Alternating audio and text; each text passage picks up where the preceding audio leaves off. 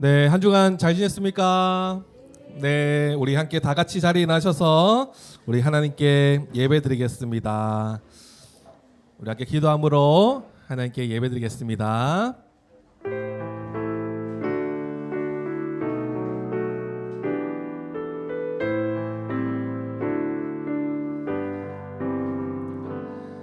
아버지께 참되게 예배하는 자들은 영과 진리로 예배할 때가 오나니 곧 이때라. 아버지께서는 자기에게 이렇게 예배하는 자들을 찾으시느니라. 하나님은 영이시니 예배하는 자가 영과 진리로 예배할지니라. 아멘. 다 함께 사도신경으로 우리의 신앙을 고백하겠습니다. 나는 전능하신 아버지 하나님 천지의 창조주를 믿습니다. 나는 그의 유일하신 아들 우리 주 예수 그리스도를 믿습니다.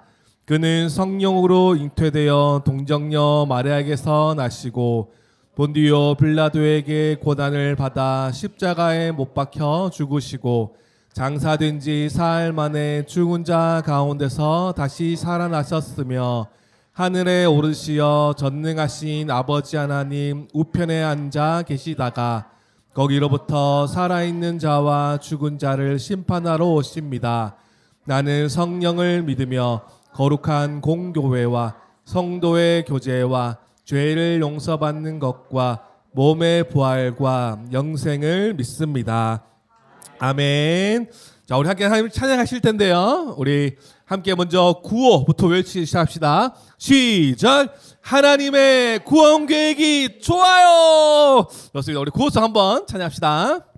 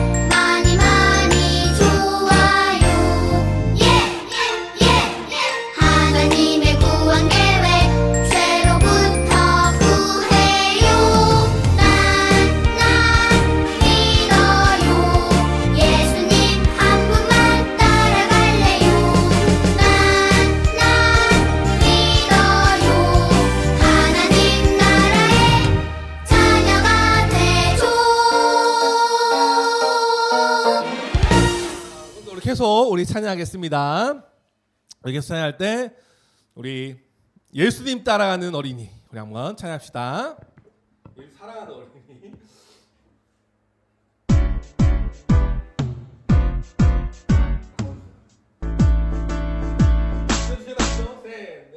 예수님 사랑하는 어린이 예수님 따라가는 어린이 예수님 닮아가는 어린이 예수님이 기뻐하는 어린이 이 땅에 사랑을 놓으신 예수님처럼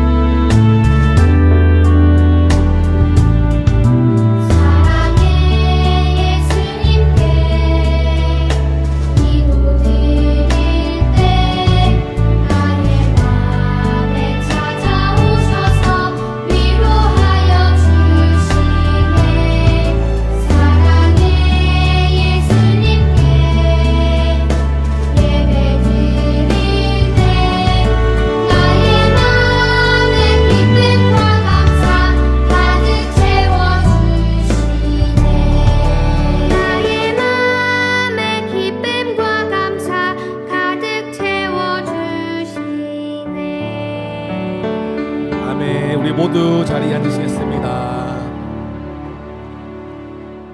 우선 한번 기도하겠습니다.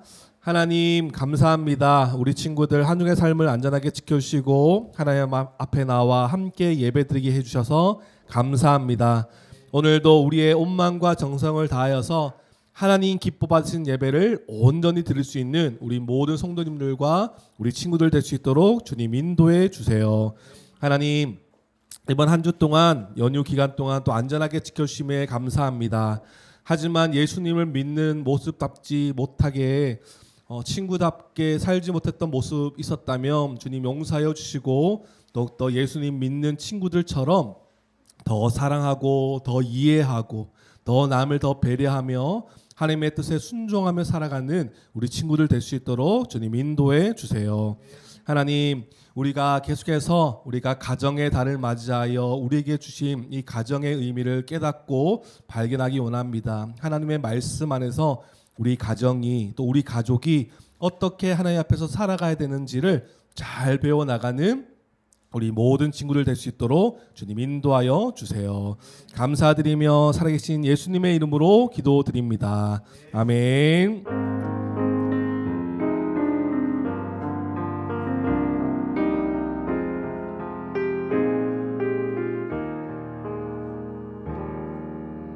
좋습니다. 우리 친구들 우리 4단원 챈트가 좀 길게 이어지고 있죠. 우리 한번 에베소서 1장 5절 말씀 우리 한번 읽어봅시다. 시작.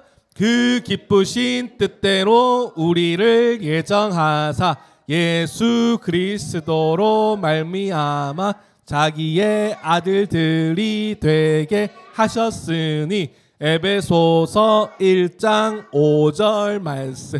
아멘. 좋습니다. 우리 똥또도동똥 한번 우리 덩실덩실 한번 또 챈트송 해봅시다.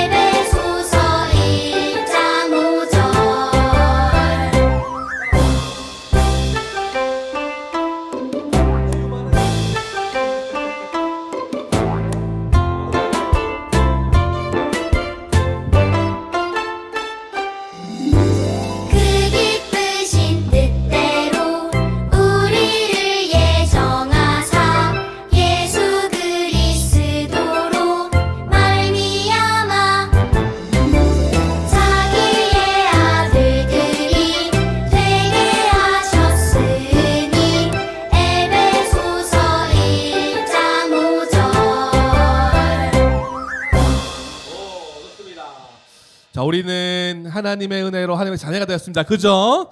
자, 우리 함께 오늘 말씀 제목 한번 읽어봅시다. 오늘 가족사랑 주일인데요. 오늘 어버이 주일이에요. 우리 한번 말씀 제목 읽어봅시다. 시작. 하나님을 경외하는 가정이 복된 가정이에요. 한 번 더 읽어봅시다. 시작. 하나님을 경외하는 가정이 복된 가정이에요. 자, 오늘 이 제목으로 함께 말씀 나눠봅시다. 시편 128편 1절 말씀이에요. 우리 한번 읽어봅시다. 시작. 여호와를 경외하며 그의 길을 걷는 자마다 복이 있도다. 시편 128편 1절 말씀.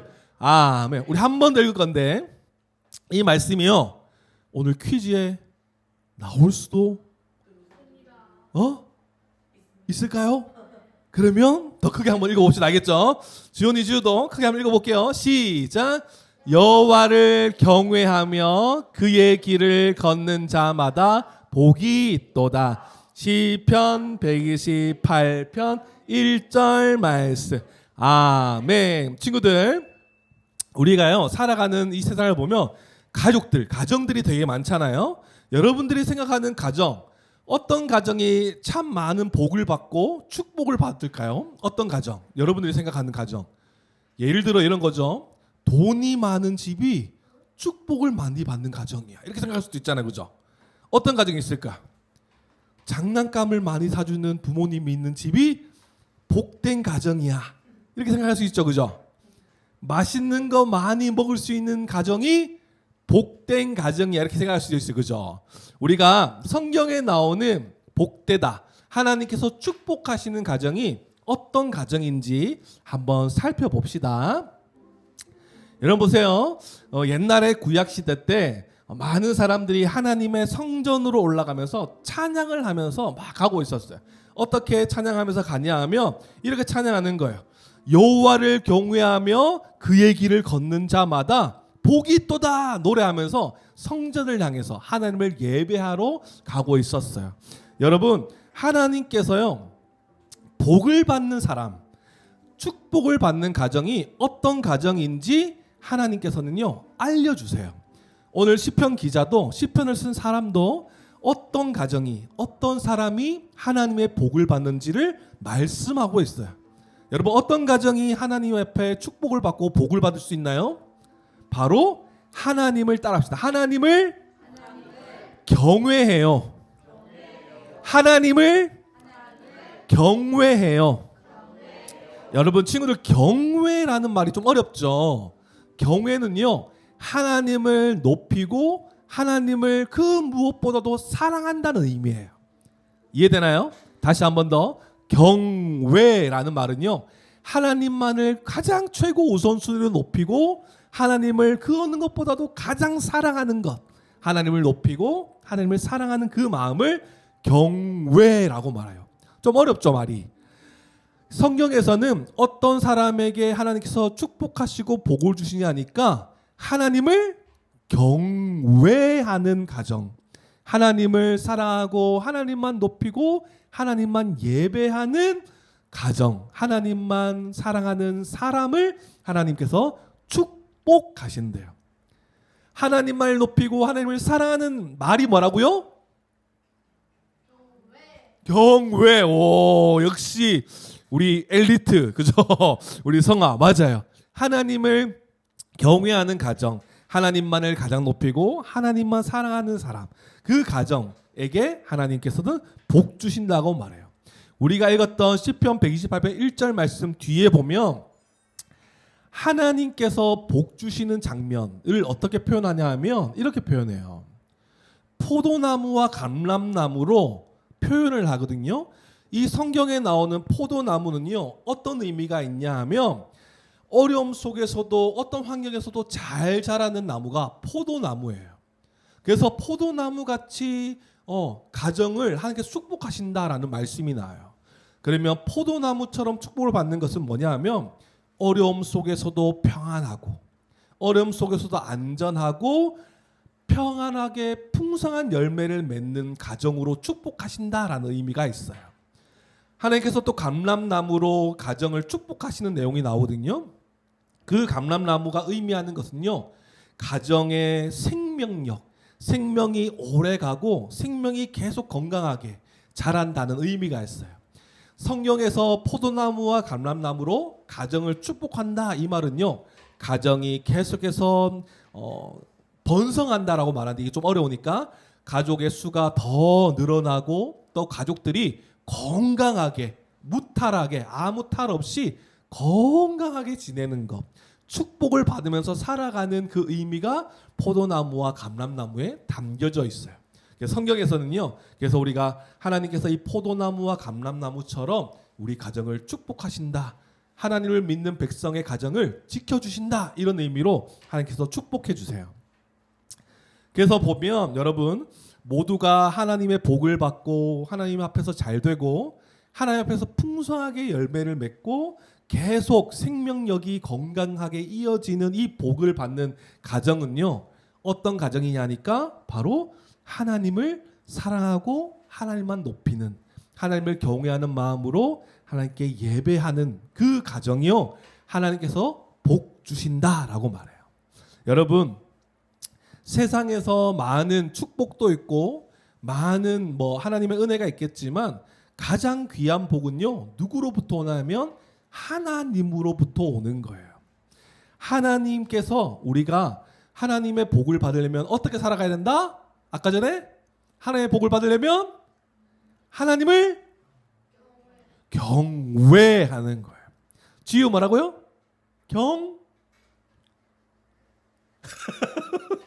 따라합시다. 경외. 어렵죠, 좀 말이. 경외요. 하나님을 찬양하고 하나님을 높이는 가정이요. 하나님께서 이렇게 잘 되고 가정이 잘 되고 가정이 풍성하고 생명력이 잘 이어져 가는 복을 받게 되는 거예요.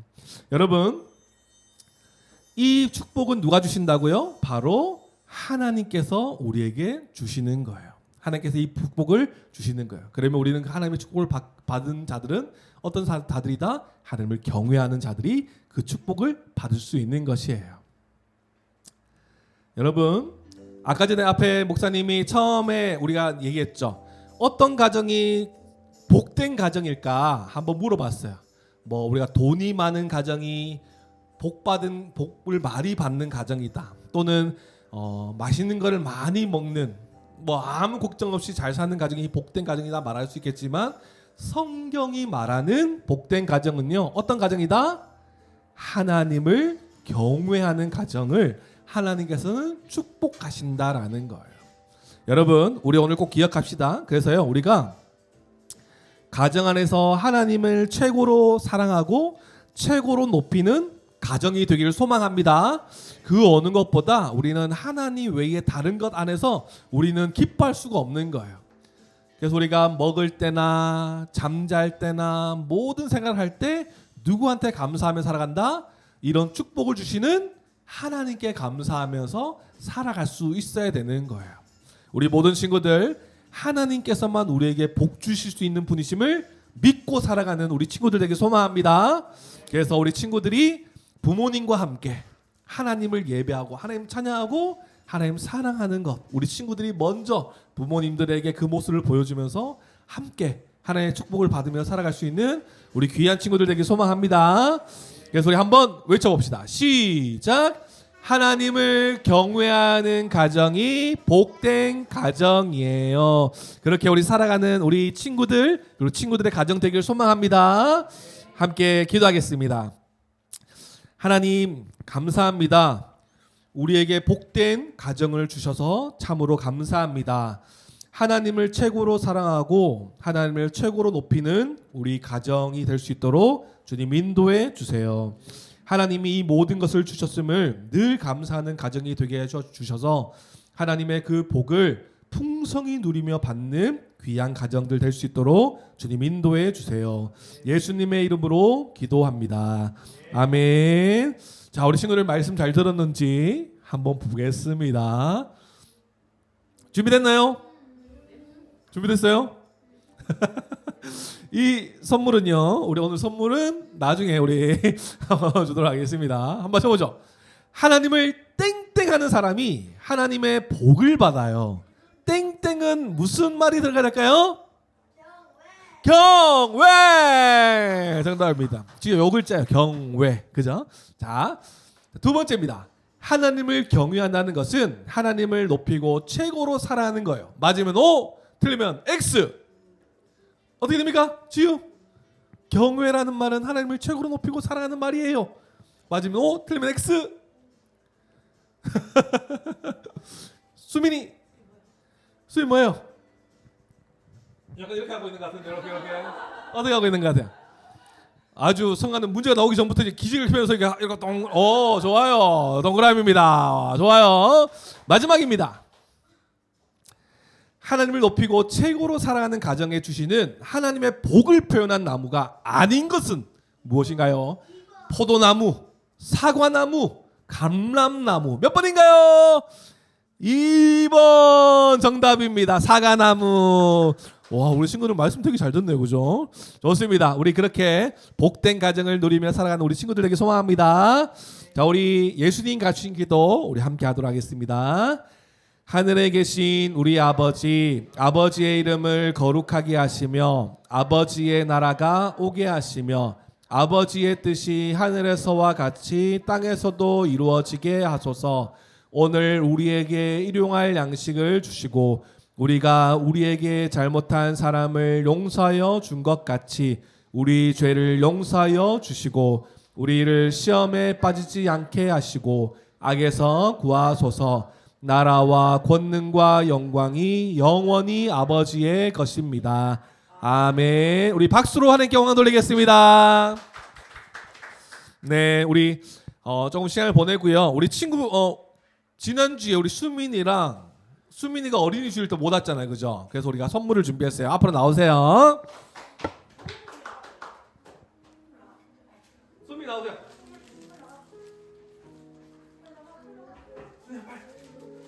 박수.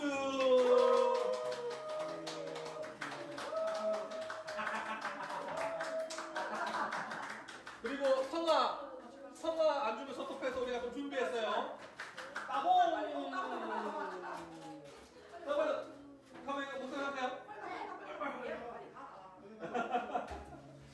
성아 대고 따봉. 네, 우리 조금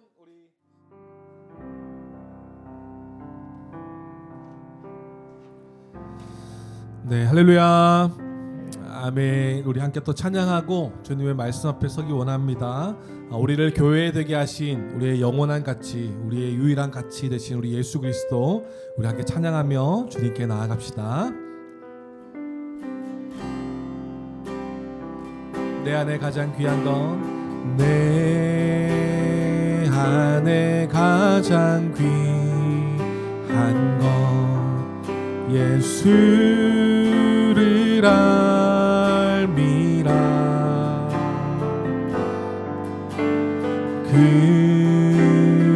금은보다 더 귀한 건 예수를 알미라. 세상 지식보다 귀한 건 세상 지식보다 귀한 건 예수를 알미라. 내 안에 가장 귀한 건 내 안에 가장 귀한 건 예수를 알미라. 예수의 이름, 예수의 이름, 존귀한 그 이름, 예수의 이름, 능력의 그 이름. 우리 한 번 더 고백합시다. 내 안에 가장 귀한 건 내 안에 가장 귀한 거 예수를 알미라. 예수를 알미라. 아멘. 금은보다 더 귀한 건 예수를 알미라. 세상 지식보다 귀한 건 세상 지식보다 귀한 건 예수를 알미라. 내 안에 가장 귀한 건 예수를 알미라. 예수의 이름, 예수의 이름, 존귀한 그 이름,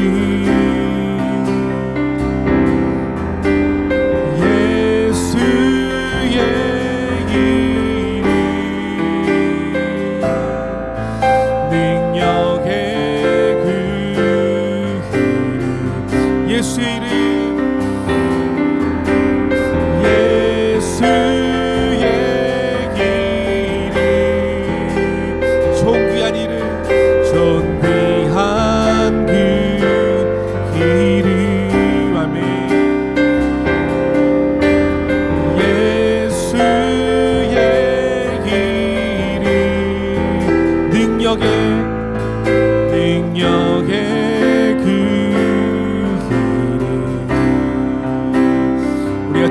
알게 된 것은 성령님의 도우심으로 말미암아 주님의 말씀으로 인하여 우리가 주님을 알게 된 거고 주님을 믿게 된 것입니다. 우리 그 은혜를 기억하시면서 오늘도 성령님께서 우리에게 말씀하실 것들을 기대하시면서 우리 함께 찬양하며 나아갑시다. 말씀 앞에서 경외함으로 주께 홀로 섭니다. 생명의 말씀 읽고 순종해 주를 예배합니다. 기록된 말씀 힘이 있어서 진리로 우리 거룩해 하며 거룩한 말씀 세세 영원히 복음이 되어 말씀하시네. 하나님 말씀에 두려워 떠는 자, 그 말씀에 생명을 거는 자 한 사람 찾으시는 주님의 약속을 믿어 하나님 말씀에 운명을 거는 자 순종하며 주 따라가는 자 영원한 하나님 나라 이뤄갈 주의 교회여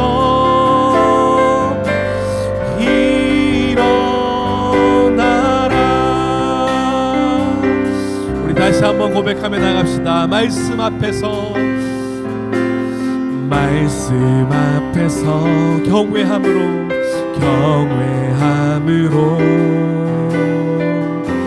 주께 홀로 섭니다. 생명의 말씀 읽고 순종해 주를 예배합니다. 기록된 말씀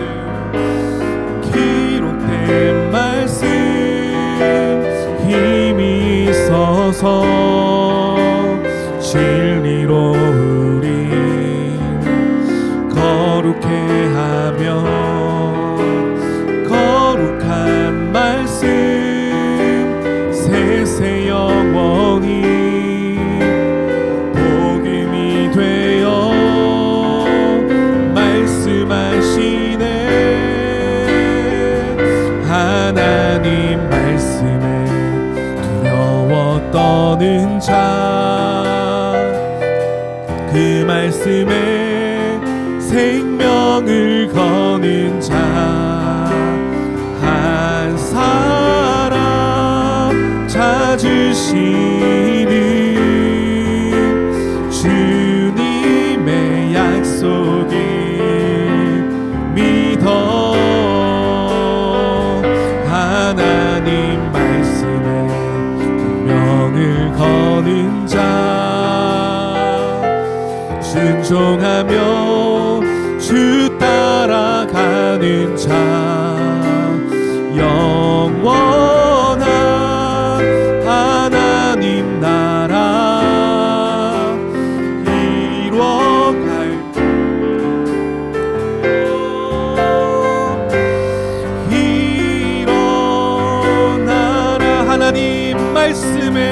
하나님 말씀에 두려워 떠는 자, 그 말씀에 생명을 거는 자, 생명을 거는 자 한 사람 찾으시니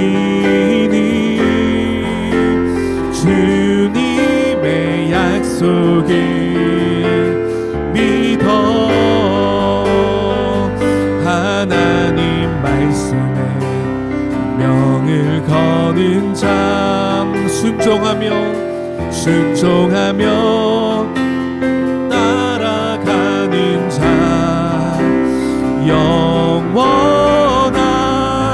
하나님 나라 이뤄갈 주의 교회여 일어나라.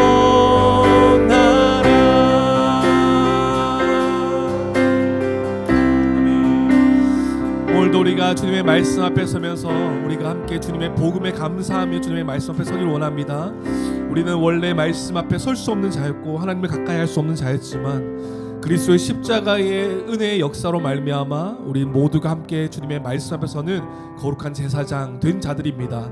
오늘도 우리가 말씀 앞에 설 때에 우리의 마음대로 해석하고 우리의 존재를 마음대로 이해하는 것이 아니라 성경을 근거하고 말씀을 기준 삼아서 하나님이 어떤 분이신지를 알아가고 또 우리의 존재가 어떤 자들인지를 말씀을 기준 삼아 말씀을 중심으로 알아가는 귀한 시간이 되기를 소망합니다.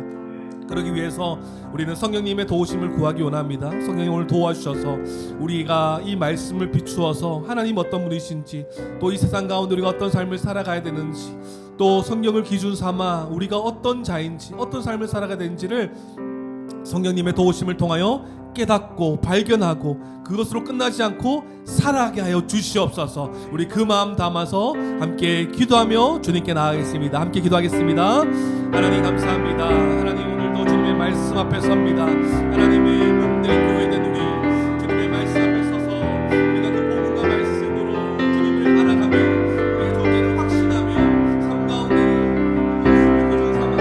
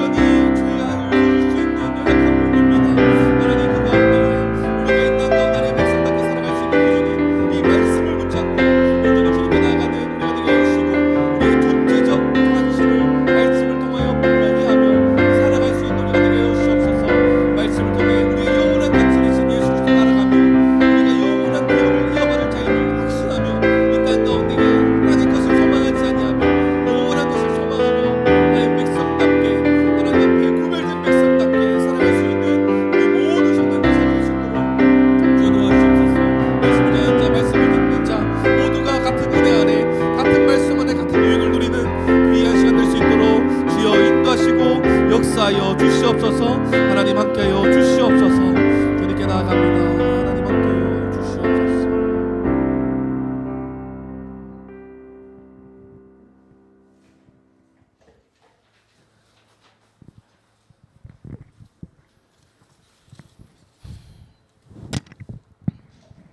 사랑하는 하나님 아버지, 5월 가정의 달을 맞이하여 우리의 삶과 가정을 돌아볼 때 모든 것이 하나님의 은혜임을 고백합니다. 하나님이 세우신 가정을 통해 하나님의 작은 천국을 누리게 하심을 감사드립니다. 오늘은 특별히 어버이 주일입니다. 하나님 아버지의 크신 사랑과 은혜에 감사드립니다. 사랑과 헌신으로 저희들을 길러주신 부모님의 은혜에도 감사드립니다. 부모님께서 주님의 은혜 가운데 평안한 삶을 살아갈 수 있도록 영육간의 강건함을 더하여 주시옵시고, 아직 주님을 알지 못하시는 부모님이 계시다면 속히 예수님을 만나고 구원의 복을 누리게 하옵소서.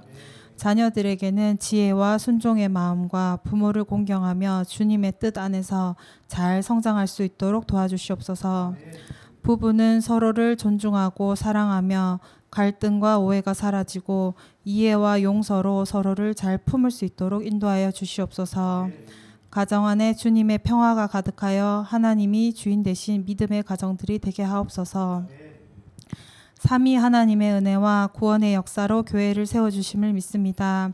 거룩을 추구하며 한 몸으로 살아가는 주님이 머리 되신 교회로 하나님께서 기뻐하시는 차별이 없는 우주적 교회로 살아가도록 도와주시옵소서.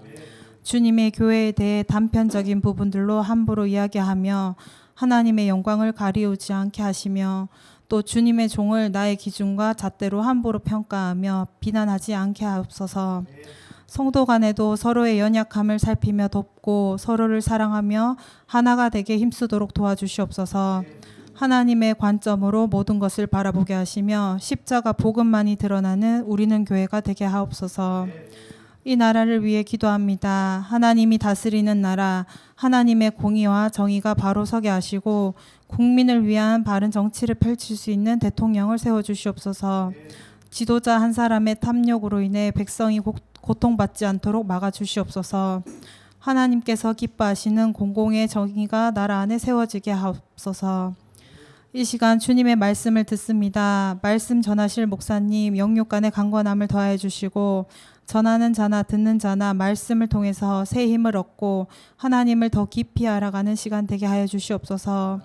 세상 속에서도 하나님 아버지의 크신 사랑과 은혜에 기뻐하고 말씀을 붙들고 살아가는 우리 모두가 되게 도와주시옵소서. 이 모든 기도 예수님의 이름으로 기도드립니다. 아멘.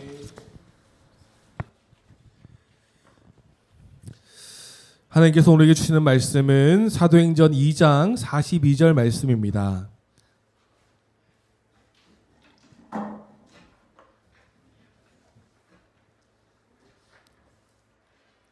사도행전 2장 42절 한 절 말씀인데요. 우리 한번 같은 목소리로 읽도록 하겠습니다. 사도행전 2장 42절입니다.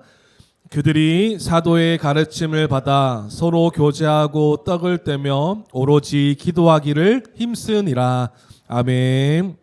하나님께서 오늘 이 말씀으로 우리에게 은혜 허락할 줄 믿습니다. 네, 우리가 함께 사도신경의 고백으로 함께 우리가 유익을 누리고 있는데 유익한 시간 되고 계시죠? 네, 되어 계시죠? 좋습니다. 사도신경은 참 우리의 신앙을 견고히 해주는 것 같아요. 이 시대 가운데에 우리가 참 신앙인으로 성도로 살아가고 있다라고 말은 하지만 많은 사람들이 무엇을 믿는지, 무엇을 믿고 살아가는지, 어디에 가치를 두고 살아가는지도 교회를 다니는 성도들조차도 흐릿해지는 시간들이 많은 것 같아요. 그래서 우리가 이 사도신경의 내용을 분명히 아는 것이 참 중요하다. 우리가 믿는 것이 무엇이고 그 믿음을 토대로 우리가 어떤 삶을 살아가야 되는지도 이 신앙 고백 안에 다 잠겨져 있기 때문에 우리가 이 신앙 고백, 사도신경을 내용에 대해서 분명히 알아가는 것이 너무나 중요한 것 같아요.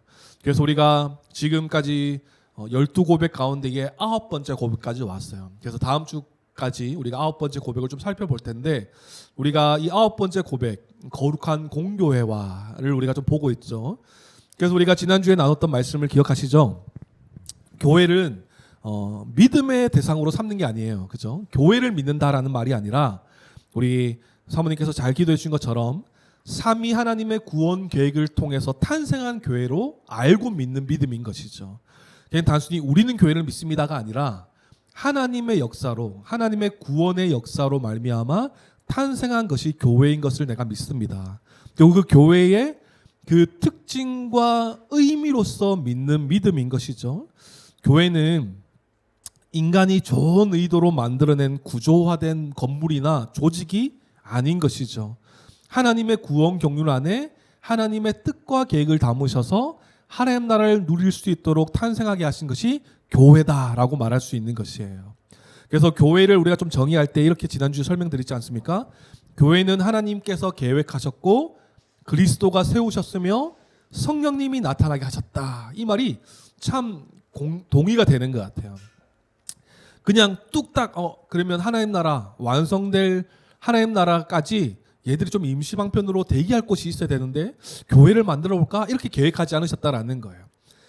아담과 하와로부터 최초의 공동체를 만들어 주신 것부터 시작해서 하나님의 꿈과 계획은 교회에 담겨져 있다라고도 볼 수 있는 것이에요.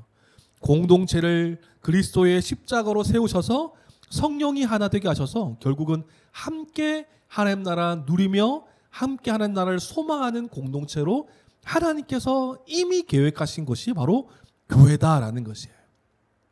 그래서 한번 돌아보면 우리의 신앙이 자라지 않는다, 우리의 삶이 교회를 다니는데도 바뀌지 않는다라고 하는 것은 교회에 대해서 잘 모르기 때문에 그럴 수도 있는 것이에요. 왜냐하면 교회가 우리의 정체성이자 우리의 존재 자체인데 교회가 어떤 의미인지를 자세히 모르면 우리의 신앙은 바뀌지 않는 거예요.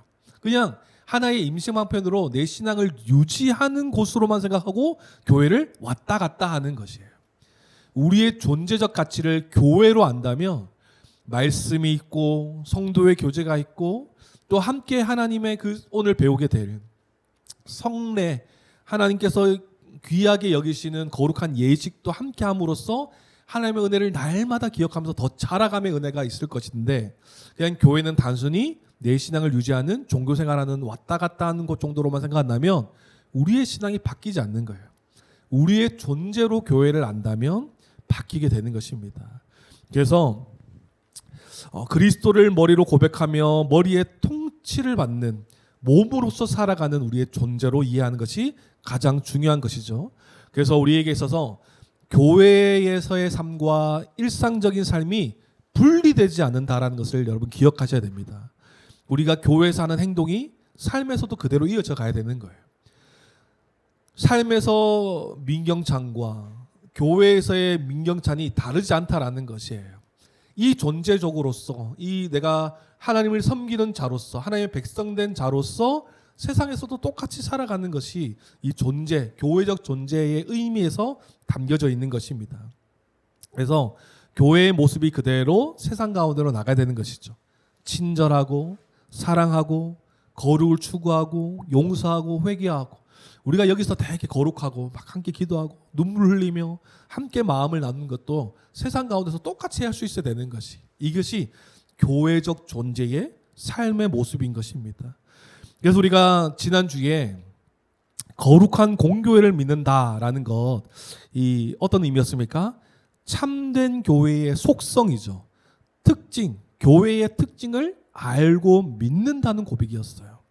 기억하십니까? 교회의 4가지 속성, 사도성, 거룩성, 통일성, 보편성, 이렇게 4가지를 참된 교회의 특징, 그러니까 속성이라고 말했어요.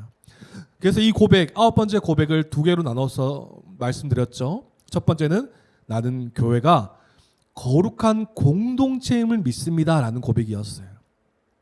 죄로 인해 부패한 인간이 하나님의 주권으로 그리스도 안에서 거룩한 존재가 된 것을 믿는 것이죠.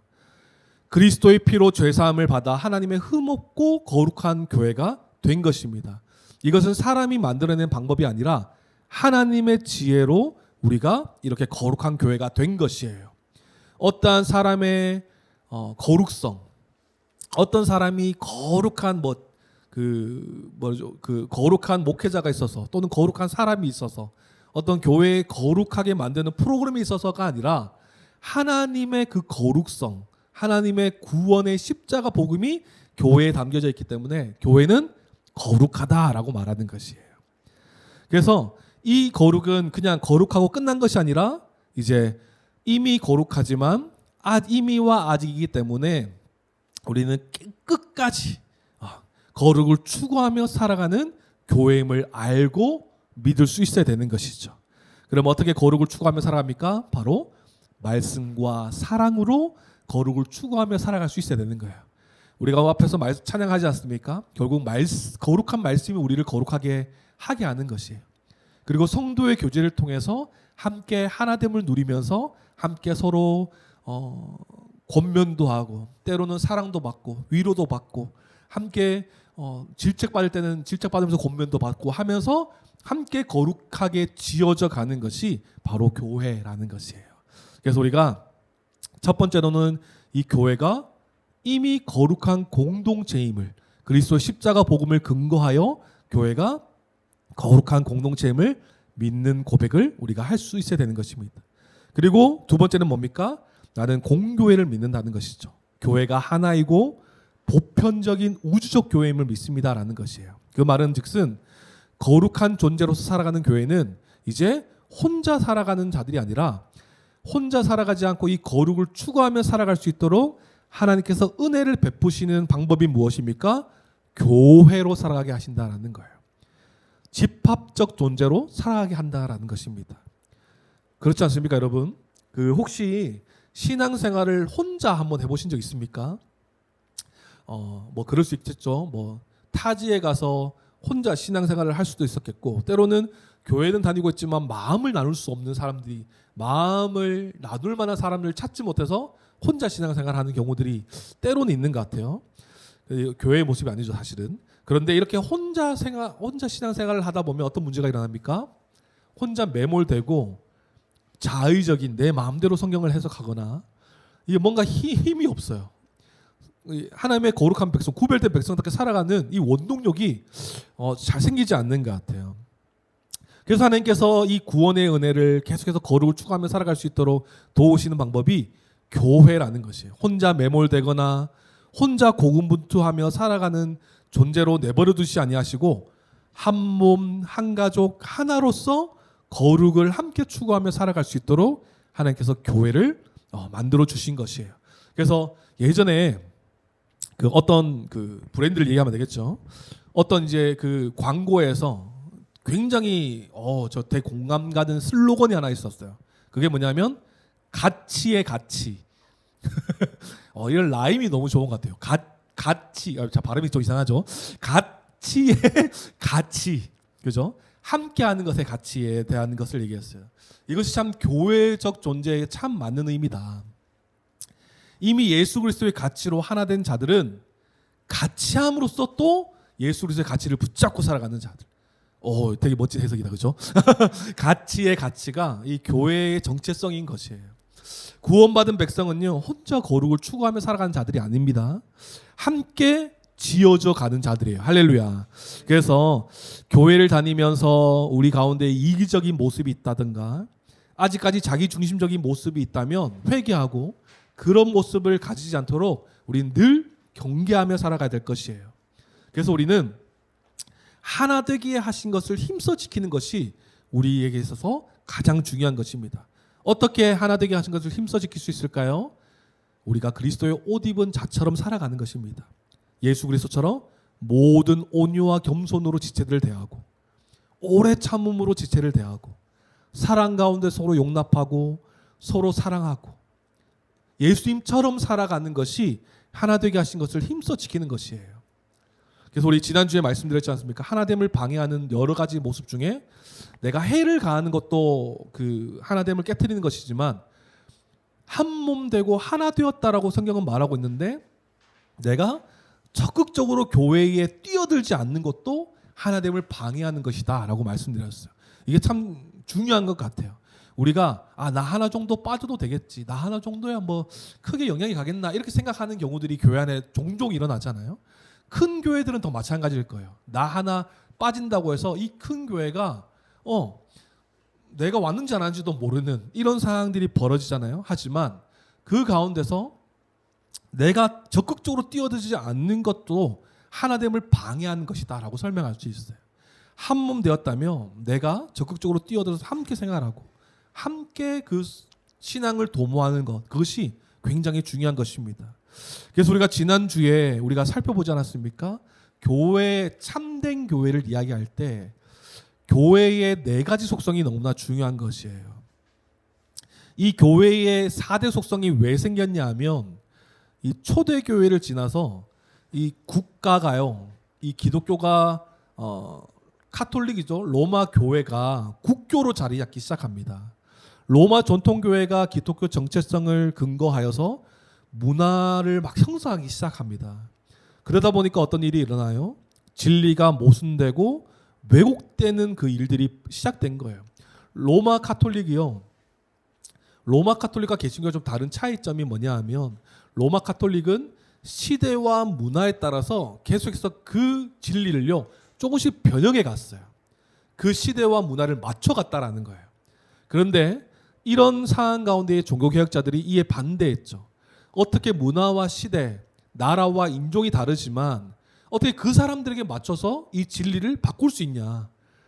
모든 자들이 나라와 인종과 다 차이가 있지만 모두가 변하지 않은 하나님의 진리 안으로 다 들어와야 된다. 이것을 가지고 종교개혁자들이 이제 종교개혁을 일으킨 거죠. 루터가 종교개혁을 일으킨 것이죠. 그 이유 가운데 종교개혁자들과 로마 카톨릭 사이에서 이제 어떤 논쟁이 일어나냐 하면, 누가 참된 교회인가에 대한 논쟁이 일어나기 시작합니다. 이 논쟁을 가지고 충돌하기 시작하는 것이죠. 충돌하기 시작하는 것이죠. 그래서 이제 종교회의인 니케아 종교회의 때 참된 교회의 4가지 속성을 정립하고 확립하기 시작해요. 그래서 이 4대의 속성이 무엇입니까? 거룩성, 통일성, 보편성, 사도성. 순서가 좀 바뀌어도 상관없지만 사도성, 거룩성, 통일성, 보편성. 이 4대 속성을 가지고 참 교회인가 거짓 교회인가를 분별하는 기준이 되기 시작합니다. 그래서 이 사도신경 9번째 고백인 이 교회에 대한 믿음의 고백이 그때 지난주 말씀드렸죠. 많은 논란의 부분이었어요. 로마 카톨릭도 똑같이 고백하는 이 교회적 이 사도신경이기 때문에 이것을 개신교가 받아들이는 것이 맞냐라는 것이었죠. 로마 카톨릭이 생각하는 4대 속성이 무엇이었습니까? 사도성은 베드로를 잇는 교황의 존재의 계승, 그죠? 그 로마 그 교황의 존재가 베드로를 이어서 계속 계승해 나간다라는 이해로 사도성을 이해했어요. 그리고 거룩성은 사제에 의해서만 하나님 앞에서 이 은혜가 이제 흘러간다라고 생각한 것이죠. 통일성은 무엇입니까? 이 교황을 중심으로 중앙 집권적인 하나를 설명합니다. 또 보편성은 범세계적으로 퍼져나가 있는 로마 카톨릭 교회만 교회다 이렇게 말하는 그 생각들이 있었죠. 하지만 종교개혁자들은 이 로마 카톨릭의 생각에 반대하면서 이 교회의 4대 속성을 보다 성경적이고 영적인 이해를 추구하면서 정리했어요. 그래서 가장 다른 점이 무엇입니까? 가장 중요한 것, 사도성을 가장 중심으로 잡고 있는 것이에요. 로마 카톨릭이 이해하는 이 사도성, 베드로를 잇는 교황의 존재가 이 계승해서 이것을 이끌어가는 것이 교회가 아니라 이 베드로가 고백한 신앙 고백을 중심으로 하는 자들이 바로 참된 교회다라고 말하는 것이 개신교의 사도성이에요. 교황이 아니라 사도들의 신앙 고백과 가르침을 받은 자들이 바로 사도성을 가진 교회다라고 설명하는 것입니다. 베드로가 고백한 고백이 무엇이었습니까? 마태복음 16장 16절 말씀. 주는 그리스도시요 살아계신 하나님의 아들이시나이다. 아멘이십니까? 교회 우리 개신교는요. 이 베드로를 베드로 존재 자체로 보는 것이 아니라 그리스도를 향한 올바른 신앙 고백의 사도성으로 이해하는 것이에요. 교회는 이 베드로 위에 교회가 세워지는 것이 아니라 베드로의 신앙 고백, 이 사도적 신앙 고백 위에 교회가 세워진다라고 우리는 이해하고 믿는 것입니다. 그렇지 않겠습니까? 그렇기 때문에 우리가 지금 오늘 읽었던 본문처럼 사도의 가르침을 받아 그 말씀을 받아 예수 그리스도가 어떤 분이신지를 알고 고백함으로써 우리가 교회가 되었어요. 이 사도성으로 시작해서 교회의 거룩성, 교회의 통일성, 교회의 차별 없는 이 보편성까지 다 세워지게 되는 것입니다. 그래서 가장 중요한 것이 이 사도성이에요. 사도의 가르침, 그리고 사도적 신앙 고백. 주는 그리스도시요 살아계신 하나님의 아들입니다. 지금 우리가 하고 있는 이 신앙 고백조차도 사도적 신앙 고백이죠. 그리스도를 믿는 믿음의 고백을 하는 자들이 바로 교회다라고 말하는 것입니다. 그래서 이 9번째 고백이 무엇이라고요? 거룩한 공교회를 믿는다는 것은 교회가 그리스도 안에서 구원받은 거룩한 공동체이며 하나인 보편적인 공동체임을 믿는 믿음의 고백인 것입니다. 그래서요, 오늘은요, 이 사도신경의 내용인 이 교회가 많은 논란도 있고 너무나 중요한 부분이기 때문에 우리가 그렇다면 이 교회 참된 교회인가 거짓 교회인가를 나누는 기준이 무엇인가에 대해서 오늘 잠시 좀 나누려고 합니다. 그래서 오늘 말씀 제목을 읽어보시면 거룩한 공교회와의 두 번째 시간으로 밑에 뭐라고 적혔습니까? 교회의 표지라고 적혀 있어요. 이 믿음의 내용인 교회에 대해서 나눌 때에 교회의 표지가 너무나 중요한 것입니다. 표지가 무엇입니까? 기준이라는 거예요. 참된 교회의 기준을 어떻게 정하는가예요.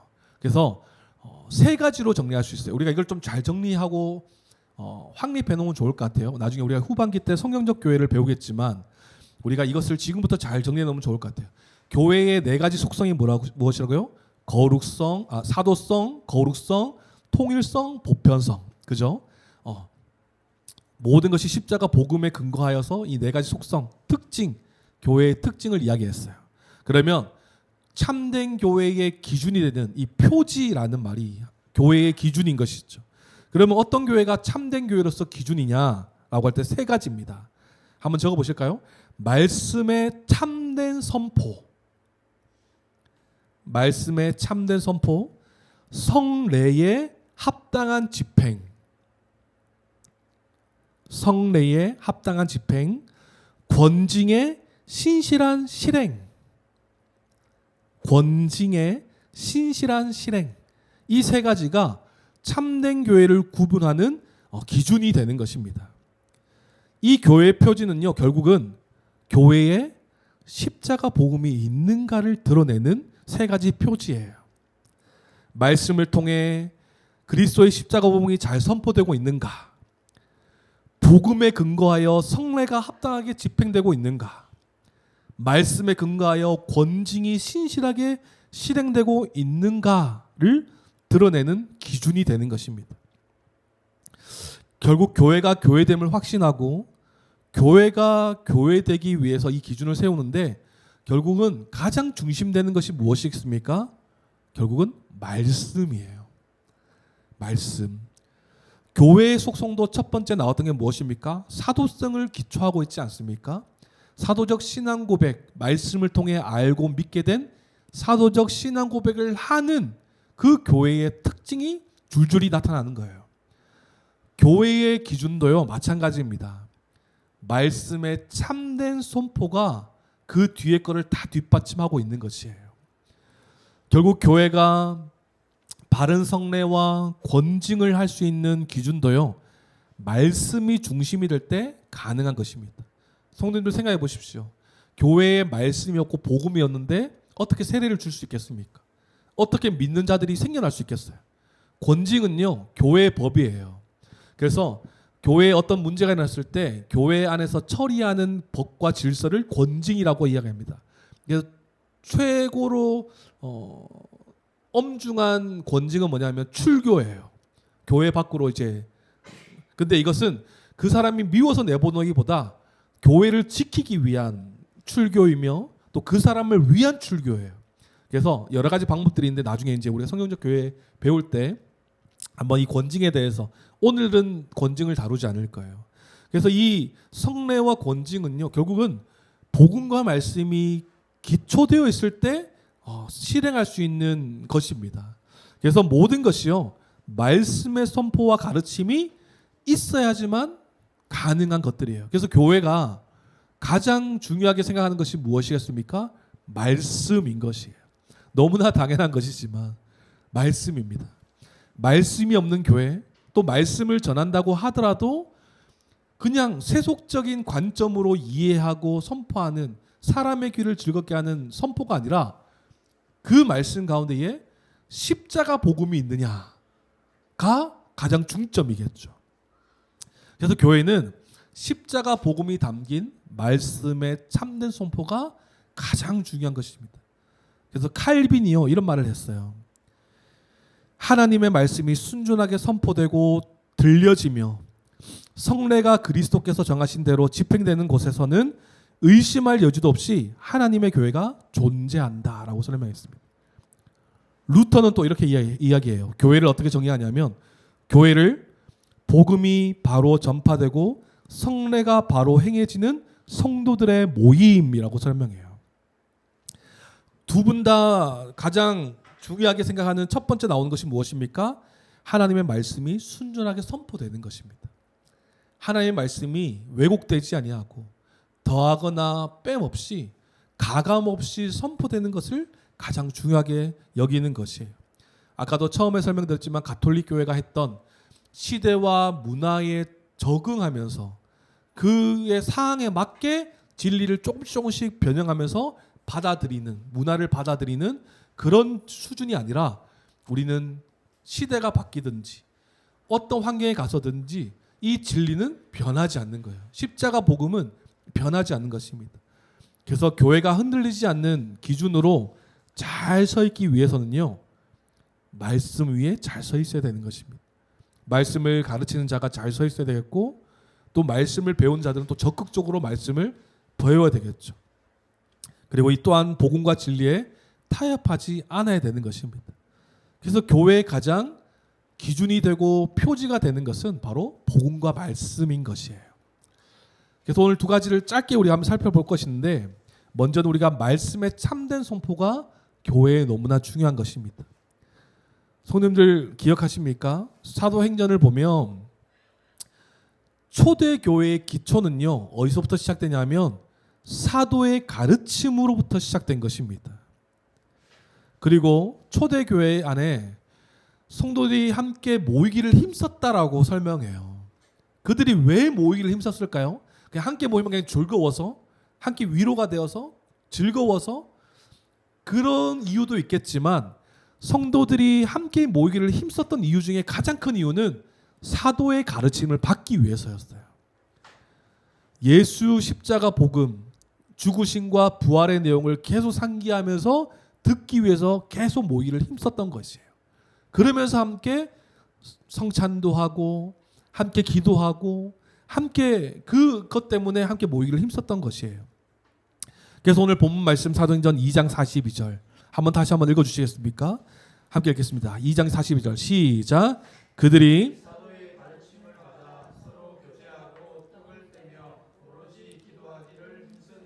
아멘. 사도의 가르침을 받았기 때문에 서로 교제하고 떡을 떼며 기도하기를 힘썼던 것이에요. 그리고 초대교회의 성장은요, 왜 어떻게 성장되었을까요? 말씀의 성장이 있었기 때문에 초대교회가 성장했어요. 사도행전 12장 24절을 보면 이렇게 말씀합니다. 하나님의 말씀은 흥왕하여 더하더라. 그리고 또 이와 같이 주의 말씀이 힘이 있어 흥왕하여 세력을 얻으니라. 즉 말씀의 흥왕, 말씀의 부흥이 교회의 흥왕과 부흥과도 연결된다라는 것이에요. 우리가 그저 사람만을 많이 모으는 것을 부흥이라 이야기하지 않습니다. 복음과 말씀을 통해 한 사람 한 사람이 변화되는 것을 부흥이라 이야기하는 것이. 그리고 우리가 오해하지 않았으면 좋겠어요. 이 부흥을요, 사람이 만들어낼 수는 절대 없는 것입니다. 많은 사람들이 모였다고 해서 그걸 부흥이라 얘기했습니까? 많은 사람이 모였더라도 복음을 이해하지 못하는 사람들이 많지 않겠습니까? 그 부흥은요, 하나님께서 하시는 거예요. 그 삶 가운데에 찾아오시고 성령님께서 그 복음을 이해하게 하시고 믿게 하시는 것, 이것이 부흥인 것입니다. 그래서 결국은 교회를 세우는 것은요, 말씀 사역이었어요. 그 사도행전에 보면 7 집사님을 세우는 장면이 나오잖아요. 우리가 너무나 잘 아는 말씀. 그래서 성도님들, 왜 제자들이 7 집사를 세우는지 아십니까? 세운 이유가 여기 나와요. 우리 한번 찾아봤으면 좋겠어요. 사도행전 6장이에요. 조금만 뒤로 넘기시면 사도행전 6장 1절에서 7절까지의 말씀입니다. 사도행전 6장 1절 7절. 왜 사도들이 7 집사를 세운지에 대해서 나와 있어요. 한번 조금 길지만 한번 읽어보겠습니다. 시작. 그때의 제자가 더 많아졌는데 헬라파 유대인들이 자기의 과부들이 매일의 구제에 빠짐으로 히브리파 사람을 원망하니 12 사도가 모든 제자를 불러 이르되 우리가 하나님의 말씀을 제쳐놓고 접대를 일삼는 것이 마땅하지 아니하니 형제들아 너희 가운데서 성령과 지혜가 충만하여 칭찬받는 사람 7을 택하라. 우리가 이 일을 그들에게 맡기고 우리는 오로지 기도하는 일에 말씀 사역에 힘쓰리라 하니. 이렇게 말하고 있어요. 여기까지만 읽을까요? 결국은 제자들이 7 집사를 세우는 이유가 어디 있다고요? 말씀을 제쳐놓고 구제하는 사역. 그러니까 이 헬라파 유대인들 자기의 과부들이 매일 구제에서 빠지는 거예요. 히브리파 과부들은 잘 챙겨지는데 헬라파 그러니까 이방인들의 이 과부들은 계속해서 제외가 되는 것에 있어서 섭섭하고 막 제자들 계속 와서 이야기하는 거예요. 왜 우리 과부들 우리 민족의 이 과부들은 못 챙기냐, 이런 이야기 계속 나오는 거죠. 그러니까 제자들이 말씀을 나누기도 너무나 막 빠듯한데 이것까지 오니까 막 정신이. 그래서 일곱 지사를 세우는 것이죠. 왜 세운다고요? 오롯이 말씀에 집중하기 위해서였어요. 말씀 사역을 집중하기 위해서. 말씀 사역자가 말씀을 제쳐놓고 다른 것에 몰두하는 것이 마땅하지 않았기 때문에 일곱 집사를 세우는 장면이 나와요. 말씀을 전력으로 가르치고 전하기 위해서 일곱 집사를 세우는 이유가 여기에 있는 것입니다. 그래서 요즘 이 시대를 보면 많은 성도님들이 이렇게 생각해요. 모든 목회자들이 완전 슈퍼맨이 되는 거를 꿈꾸시는 분, 생각하시는 분들이 계세요. 슈퍼맨인 목회자들 너무나 좋잖아요. 여기서도 막 이렇게 하고 저기서도 저렇게 하고. 그런데 그 중에서 생각하는 좀 안타까운 마음은 무엇이냐면 말씀은 그냥 기본 옵션이라고 생각하는 거예요. 이렇게 설명해도 될지 모르겠어요. 목사와 이 말씀 사역자들은 말씀은 기본 옵션이라고 생각하는 거예요. 이것은 당신들의 일이니까 당연히 준비해야 되는 거 아니냐. 그러니까 제가 이제 어디 들은 내용이에요. 어디서 들은 내용인데 김장할 때 목사님들이 도와주지 않았다고 성도님들이 불만이 막 일어났대요. 그게 뭐 그럴 수 있어요, 당연히. 교회 큰 행사기 때문에. 그런데 김장하는 대부분 이 날을 아시잖아요. 토요일에 거의 하잖아요. 성도들이 가장 많이 나올 수 있는. 그러면 토요일은 목회자들이 굉장히 이제 설교 준비를 한참 마무리하는 시기 아니겠습니까? 그러니까 목사님들이 설교를 다 제쳐놓고 김장하러 다 나온다는 거예요. 근데 또 어떤 교회의 한 목회자의 이야기를 들었을 때 우리 성도님들 너무나 좋다. 너무 겸손하시다라고 말하는 것 중에 하나가 뭐냐면 똑같이 김장이었어요. 김장하는데 목회자들을 부르지 않는다는 거예요. 목사님 당연히 말씀 준비하셔야죠. 이거는 우리의 역할입니다 하면서 막 준비하시는 거예요. 많은 성도들이 목사들이 말씀 사역자들이 새벽 설교, 수요 설교, 금요 설교, 주일 설교 이렇게 하는 것이 그냥 당연히 하는 거라 생각하는 거예요. 그런데 여러분 아셔야 될 것이 교회의 부흥과 교회가 교회다울 수 있는 것은 결국은 말씀인 것이에요. 말씀이 잘 준비되지 않고 말씀이 잘 전해지지 않는 것은 그 영향은 저 목사 말씀 잘 못 전하네 이것으로 끝나는 것이 아니라 그 영향이 오롯이 누구에게 오냐면 교회, 자기에게 오는 것이에요. 그렇기 때문에 성도에게 있어서 가장 중요한 마음은 목회자들이 설교를 잘 준비할 수 있도록 기도로 적극적으로 돕는 것이 가장 중요한 것입니다. 그냥 이제 잘 준비하는 것이 아니겠죠. 그 말씀 가운데에 진리가 선명하게 드러날 수 있도록 준비될 수 있도록 기도하는 것입니다. 이것이 바로 한몸된 교회의 말씀 사역에 동참하는 모습인 것이에요. 이 말씀을 잘 배울 때야만 내가 왜 봉사해야 되는지, 왜 섬겨야 되는지 그 근거를 말씀으로 찾을 수 있기 때문에 말씀이 너무나 중요한 것입니다. 결국은 이 말씀을 통해 내가 섬겨야 될, 봉사해야 될 그 의미를 알게 되면 여러 직분과 은사로서 그리스도의 몸을 세우는 귀한 일을 하게 되는 것이죠. 그래서 말씀을 준비하고 말씀 사역이 너무나 중요한 것입니다. 그래서 저를 위해 기도해 주실 때도 또 저뿐만 아니라 많은 목회자들을 위해서 기도하실 때도 그저 말씀을 전하는 것이 중요한 것이 아니라 혹시 말씀을 전하더라도 율법적으로 강요할 수도 있잖아요. 이렇게 해야 된다. 저렇게 해야 된다. 이렇게 말할 수 있잖아요. 그것이 아니라 말씀을 통해 예수님이 누구신지, 말씀을 통해 삼위 하나님이 어떤 분이신지, 그 하나님께서 지금 우리 가운데 어떤 일을 행하시는지, 또 그 가운데 우리가 어떤 존재로서 살아갈 수 있는지, 이런 진리들이 선명하게 드러날 수 있도록 저와 모든 목회자, 말씀 사역자들을 위해서 많이 기도해 주셨으면 좋겠어요. 그래서 이 예수님의 형벌 대속적 십자가 복음, 죽으심과 부활에 대한 이 내용은요 반복적으로 들어야 돼요. 제가 한번 또 예전에 말씀드리지 않습니까? 십자가 복음을요 교회의 가장 낮은 수준으로 보는 경향들이 있어요. 예수님의 십자가 이러면요, 그거는 뭐 당연하지, 다 알지. 우리가 좀 이제 이 세상에서 어떻게 살아야 되는지를 좀 이제 말씀을 통해 좀 얘기해 주세요. 이런 경향들이 좀 많거든요.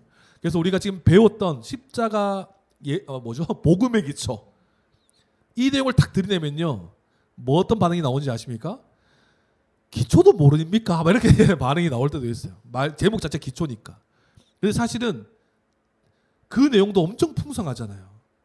그런데 그것조차도 모르는 사람들이 너무나 많아요. 자기는 기초를 알고 있다라 말하지만 기초가 전혀 안 돼 있는 성도들이 너무나 많은 거예요. 그러니까 이 십자가 복음을 언제 들을 수 있을까요? 교회에서 새생명 축제 때, 교회 행사 때, 사순절 때, 이때만 십자가 복음을 듣는 거예요. 십자가 복음은요, 이 구원받은 성도들이 반복적으로 들어야 되는 내용이에요. 성도들 보십시오. 바울도요. 바울 서신을 보면 바울이 반복적으로 말하는 말들이 있어요. 여러 가지 반복적으로 하는 말들이 있는데 그 중에서 사도 바울이 교회를 향해서 반복적으로 하는 말 중에 하나가 뭐냐면 내가 다시 말하노니예요. 복음으로 이미 세워진 교회 가운데에 다시 복음을 말해요. 왜요? 복음이 희미해지고 복음이 상실되면요, 교회의 기능을 하지 못하기 때문에 그래요. 바울이 교회를 향해서 칭찬하는 편지도 있겠지만 책망하고 권면하고 다시 교회답게 살아가는 것을 권면하는 서신들이 굉장히 많잖아요. 그러면서 이렇게 해라 저렇게 해라가 아니라 무엇을 얘기합니까? 내가 다시 말하노니 우리 예수 그리스도의 십자가 복음이 이렇다라는 것을 설명해요. 교회가 정말 하나님 앞에서 제대로 된 성장과 함께 지어져감의 유익을 누리는 방법은요, 다시 복음으로 돌아가는 것이에요. 그래서요, 복음의 기초를 한 번도 우리가 다 배웠지만 이거는 계속 시간이 지나면서 계속 반복하면서 또 설교 중에서 계속 인용하면서 계속 나눌 거예요. 그래서 한 번 들었는데 또 얘기하네? 이렇게 생각하지 마시고 우리들 십자가 복음을 계속 상기해야 되는 것이에요. 그래서 이거 좀 번외 얘기인데 우리가 이제 제가 도콜 활동하고 있지 않습니까? 화요일 날 이렇게 이제 뭐 이렇게 철로역정 들으면서 이제 나눔을 하는데 쉬는 시간에 막 이런 얘기했어요. 막 이 나눔이 요즘 눈물이 말랐다. 뭐 이런 얘기를 막 해요. 그래서 한 번은 진짜 펑펑 울고 싶은데 눈물이 안 난다 요즘에. 그래서 이제 막 그러면 그 유튜브에 감동적인 영상 이런 거 좀 봐라. 그리고 이제 뭐 또 좀 뭐 금쪽 이런 애들이 없네. 못 울겠네. 그래서 막 얘기했는데 근데 저는 좀 달랐어요. 그때도 한번 나누지 않았습니까? 차를 타가다가 내 하나님은 크고 힘있고 능히 있어. 이거 빠른 차인데 막 눈물이 막 나고. 그래서 저는 요즘에 좀 눈물이 좀 많아진 것 같아요. 이 십자가 복음으로 우리의 존재가 있고 교회로 이렇게 존재한다는 자체가 하나님 앞에 너무 감사한 거예요. 그래서 우리가 그냥 한 번 들은 것으로 끝나는 것이 아니라 계속 생각하는 것. 우리가 사도신경 가운데서도 하나님이 우리의 아버지 되신다. 그 전능하시고 창조주 되신 그 하나님이 우리 아버지 되셔서 우리와 함께 하신다. 이것에 감사하면서 막 눈물이 막 나는 거예요. 그래서 이 복음에 대한 내용을 우리가 계속해서 반복적으로 듣는 것이 너무나 중요해요.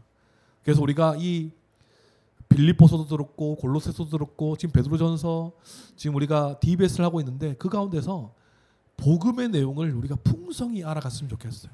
다르게 우리가 어떻게 살아가야 된다. 이 삶의 원리로 그저 깨닫는 것이 아니라 그 근거가 다 하나님의 그 산소망이 되신 예수 그리스도의 그 복음이 우리 가운데 있기 때문에 우리가 모든 행실을 선하게 살아가야 된다. 이렇게 연결되는 거 아니겠습니까? 그래서 우리가 말씀을 통해서 우리가 그리스도의 복음에 집중하여 잘 들을 수 있었으면 좋겠어요. 저도 잘 준비해야 되겠죠. 그래서 우리가 예배를 중요시 여겨야 됩니다. 예배 가운데에 정말 우리가 한 몸으로 한 말씀 안에 거할 수 있기 때문에 예배가 너무나 중요한 것이에요. 그리고 양육도 너무나 중요한 것입니다. 말씀의 능력으로 힘있게 살아가고 온전한 사람이 되기 위해서 양육을 우리는 계속 받아야 되는 것이에요. 양육을 잘 받으면 어떻게 됐어요? 하나님에 대해서 어떤 분이신지 아니까 더 깊이 하나님을 예배할 수 있는 것이에요. 그러면 이 복음의 말씀을 우리가 알게 되었다면 어떻게 해야 되겠어요? 말씀을 전하는 삶을 살아야 되는 것이에요. 그래서 교회의 3대 사역이라고 설명할 때 이렇게 설명합니다. 예배, 양육, 선교. 이것이 교회의 3대 사역이에요. 와, 우리 교회의 정리에 대해서 지금 3가지나 배웠습니다. 교회의 속성, 교회의 표지, 교회의 사명. 이 말씀이 너무나 중요한 것이에요. 그래서 우리는 교회가 어떠한 환경과 어떠한 상황에 처할지라도 우리가 말씀이 기준되어 살아갈 수 있는 우리는 교회가 되기를 소망합니다. 그리고 성례에 대해서는 우리가 짧게 좀 나눠보죠. 성례는요 말줄임표가 아니에요. 성찬과 세례의 줄임말이 아니라 이거 MZ 세대들은 줄임말이라 생각하더라고요. 세례와 성찬의 줄임말로 성례라고 얘기하는데 그게 아니라 거룩한 예식이란 뜻이에요. 성경에서 예수님께서 제정하신 예식이 딱 두 가지가 나오는데 바로 세례와 성찬이에요. 세례는 여러분들 다 아시다시피 그리스도 안에서 다시 태어났음을 확신하는 예식이죠. 그래서 어떤 그 교단에서는 물에 푹 잠기기도 하고 물을 이렇게 뿌리기도 하고 물을 흘려 보내기도 하고 이렇게 적시기도 하고 이런 다양한 방법이 있는데 결국은 물로 우리가 깨끗해졌다. 하나님의 그 성령으로 깨끗해졌다라는 것을 보여주는 것이죠. 그 제일 좋은 방법이 침례인 것 같아요. 확 담궜다가 이제 죽었다가 살아났다라는 의미거든요. 그래서 나중에 저희도 이제 할 기회가 있으면 그 성화 세례 받았어요. 그러면 참 물세례하면 너무 좋을 것 같은데. 푹 한 5초 정도 한번 담갔다가 한 1분 담글까요? 1분 담갔다가 발봉치면 이제 그때 그럼 진짜 와 이 세례에 대해서 완전 의미가 완전 와닿을 건데 요즘 우리 물에 촉촉 쉬니까 차가워 끝이잖아요 이게. 너무 아쉬운 것 같아. 근데 우리 뭐 그럴 수가 없으니까 한번 나중에 세례도 우리가 정말 우리를 새롭게 하셨다라는 의미 그리고 그리스도의 몸에 우리가 한 지체가 되었다라는 의미가 세례 가운데 담겨져 있는 것이죠. 그 성도님들 아셔야 됩니다. 세례를 집행하는 자는요 오직 목사만 할 수 있어요. 지금 그 2단의 유튜브에 예전에 봤던 어떤 2단이 한 사람이 여러 나라를 다니면서 막 세례를 주는 장면이 막 나왔어요. 좀 충격받았거든요. 근데 왜 세례를 목사만 시행해야 됩니까? 라고 말한다면 왜 그럴까요? 목사가 권위가 있어서 세례를 주는 게 아니에요. 앞서 말했지만 이 모든 것은 말씀에 기초하였기 때문에 그래요. 말씀을 가르치는 자가 목사고 이 말씀으로 그 사람을 점검하는 자도 목사인 거예요. 복음과 말씀을 가르치는 자로서 그에 대한 증인으로서 목사가 행하는 것이 바로 세례인 것입니다. 그래서 세례는요 눈에 보이는 말씀이다 이렇게 말해요. 내가 죽었다가 다시 살아나는 것을 눈으로 목격하는 거예요. 눈으로 보는 말씀. 그렇기 때문에 말씀과 관련되어 있기 때문에 목회자가 하는 것입니다. 평신도가 할 수 없는 것이에요. 그래서 이 시행자가 목회자고 세례의 대상은 누구겠습니까? 그러면 예수님을 믿는 자들이겠죠. 사도적 신앙 고백을 함으로써 내가 이제 거듭난 자인지 확인된 자들에게만 주는 것입니다. 그래서 예전에도 나왔지만 무분별한 세례는요 교회를 망하게 하는 지름길이에요.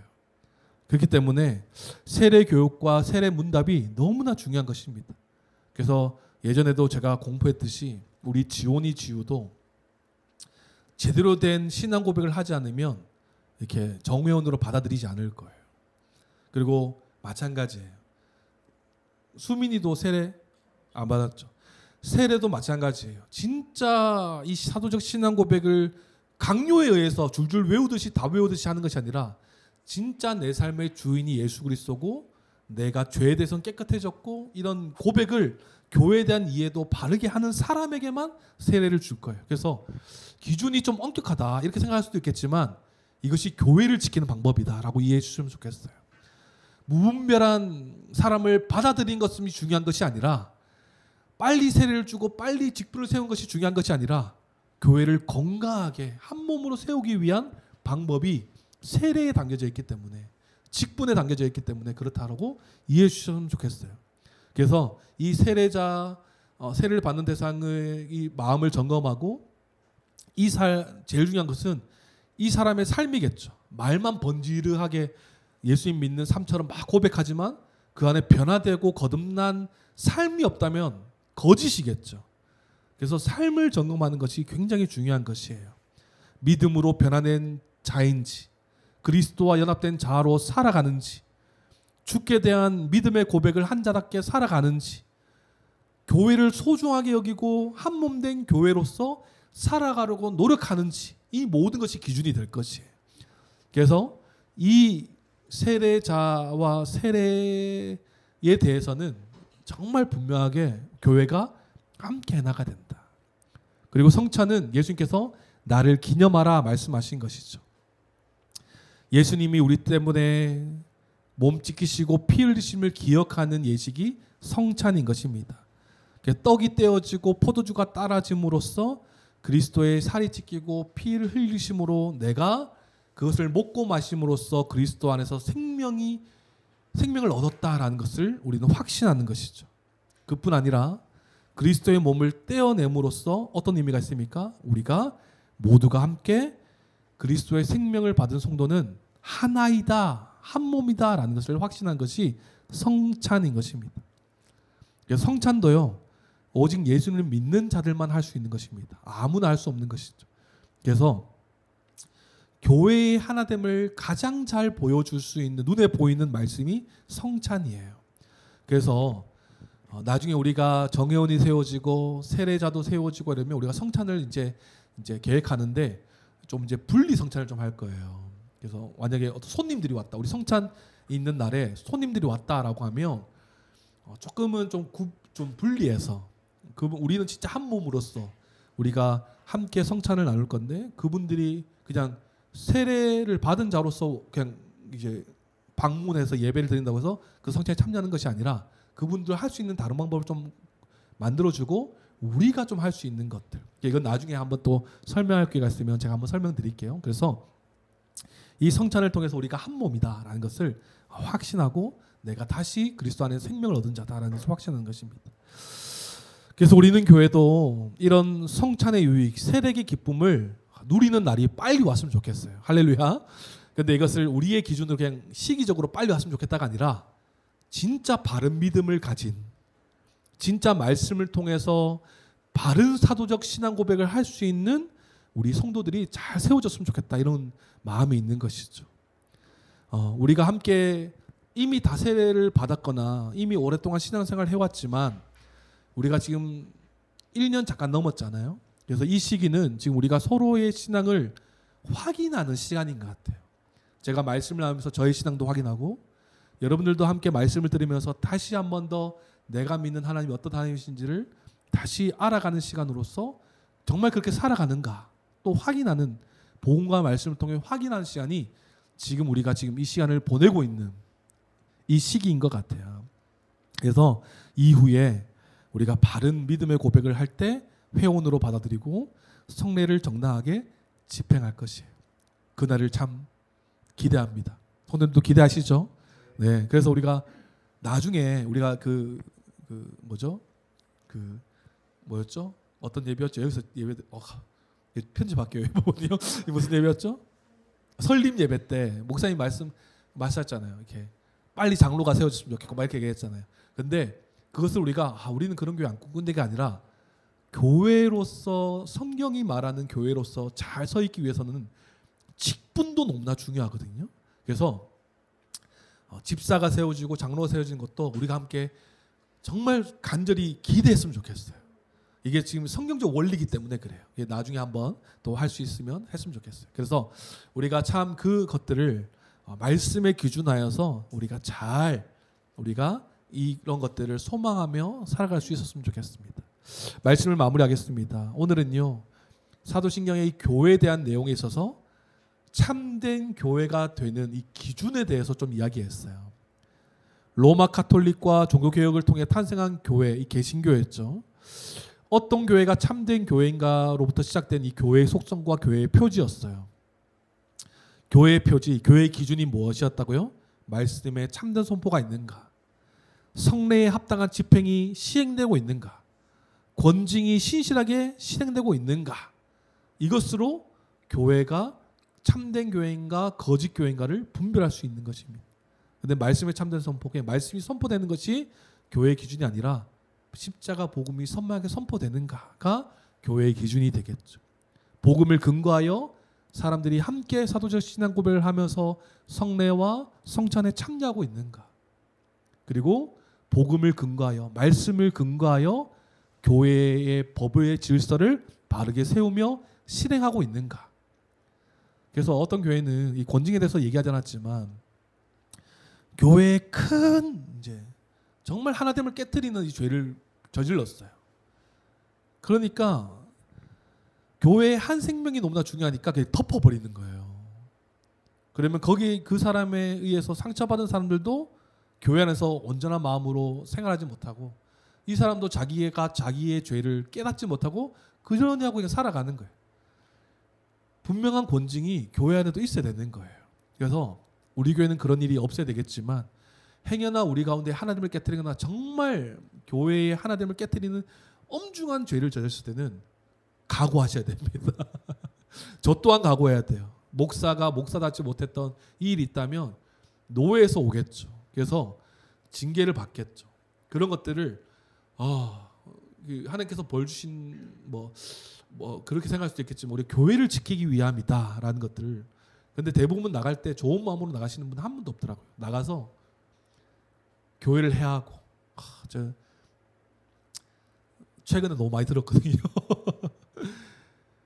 그 계층 멤버고 또 오랫동안 이 교회에서 생활했던 사람인데 이 나가면서 권징도 아니고 어떤 일 때문에 스스로 나가면서 권징한 교회도 있고 스스로 나가면서 정말 열심히 했던 사람인데 와 그런 사람이 그런 행동을 할 일이라는 생각도 못했는데 교회를 막 비난하고 비방하고 막 이상하게 소문내고 그래서 지금 목사님들이 너무나 힘들어하는 그런 교회들을 굉장히 많이 봤어요. 참 그런 사람들 볼 때 우리가 그때 봤듯이 하나님께서 저주를 내리고 있다. 그 사람한테 내버려 두심. 회개하고 회심하지 못하는 그 마음으로 내버려서 교회를 막 그렇게 함부로 하는 너무나 안타깝더라고요. 그 교회 목사님들도 너무나 참 마음이 안타깝지만 그 사람도 안타까운 거예요. 그래서 우리가 참 그런 일이 없어야 되겠고 먼저는 말씀 안에서 우리가 참된 교회로서 잘 서나갈 수 있어야 할 것입니다. 그래서 교회의 참 표지인 이 말씀이 바르게 선포되는 것, 사도적 신앙 고백을 하는 사도성, 이것이 교회에 있어서 가장 중요한 기초가 되고 근원이 되는 것입니다. 그래서 우리가 말씀을 중요시하고 말씀이 가장 기준이 되는 우리는 교회가 되기를 소망합니다. 그래서 말씀을 통해서 세례와 성찬도 바르게 집행되고 권징도 바르게 실행되어서 정말 하나님 앞에 칭찬받는 교회가 되었으면 좋겠어요. 사람이 원하는 교회가 아니라 말씀이 기준이 되는 그런 교회가 되어서 우리가 교회를 탄생하게 하시고 새로운 삶을 살게 하신 그 하나님의 은혜에 감사하면서 참된 교회로서 살아가기 위해서 말씀의 정말 우리가 사수하고 붙잡는 우리 모두가 되기를 소망합니다. 그래서 우리가 어떤 일이 있어도 말씀과 진리에 복음과 진리에 타협하지 않았으면 좋겠어요. 저도 열심히 배우려고 열심히 가르치려고 열심히 배우고 있으니까 저를 위해서 기도해 주시고요. 저도 이해되지 않는 것도 굉장히 많거든요. 그것을 어떻게 성도님들에게 좀 쉽게 풀어낼까 이런 것들도 많이 막 하다 보니까 막 머리가 너무 아파요.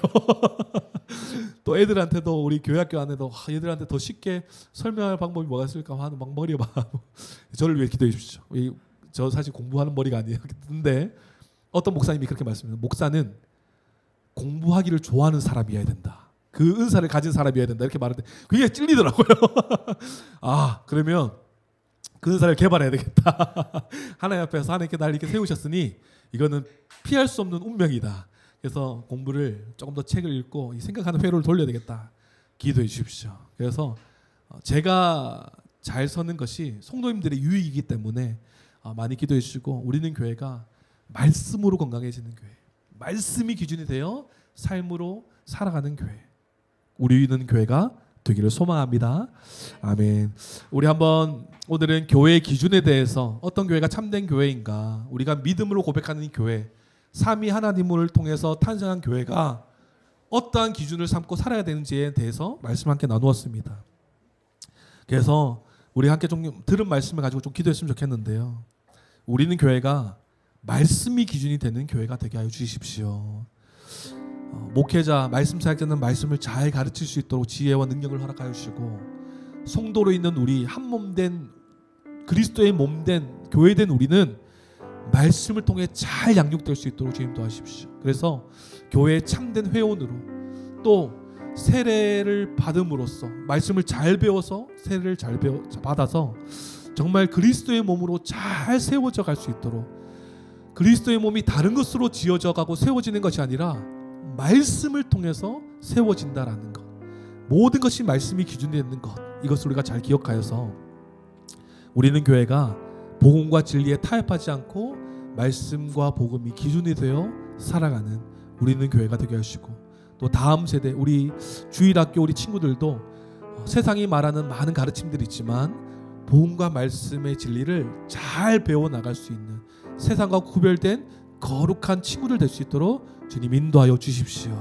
우리가 기도하면서 우리 말씀을 통해서 꿈꾸는 것은 정회원, 세례자, 그리고 우리 친구들도 잘 믿음의 고백을 함으로써 세례를 온전히 받을 수 있도록 우리 그렇게 한번 기도했으면 좋겠습니다. 말씀이 기준이 되는 우리는 교회가 되게 하여 주시옵소서. 말씀으로 살아가는 교회가 되어 하나님 기뻐하시는 교회가 되게 하여 주시옵소서. 우리 한번 기도하며 주님께 나가도록 하겠습니다. 함께 받은 말씀의 은혜를 기억하시며 기도하겠습니다.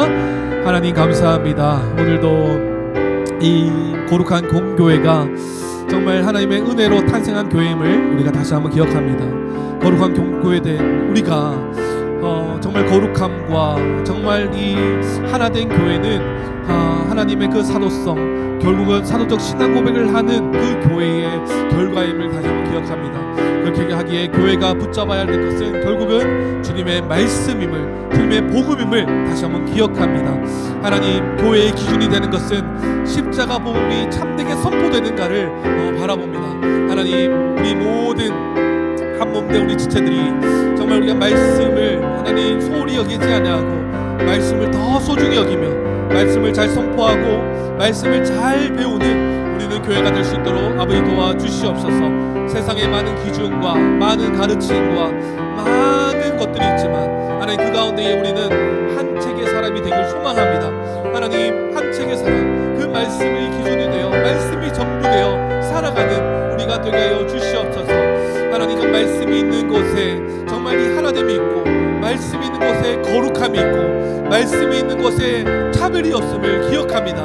하나님, 그러기에 이 말씀을 통해 정말 이 참된 교회로서의 삶을 살아가는 우리가 될 수 있도록 도와주시옵소서.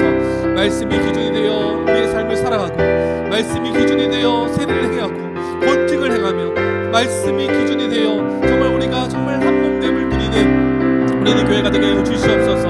하나님, 하나님의 말씀 십자가 복음을 하나님 다시 반복적으로 들음으로 더 확신하며 하나님의 유업을 이어받을 자로 더 확신하며 세상 가운데 담대히 살아가는 그 힘과 운동으로 말씀의 있음을 기억하여 말씀 앞에 서는 우리 모든 성도님들이 될 수 있도록 주여 도와주시옵소서.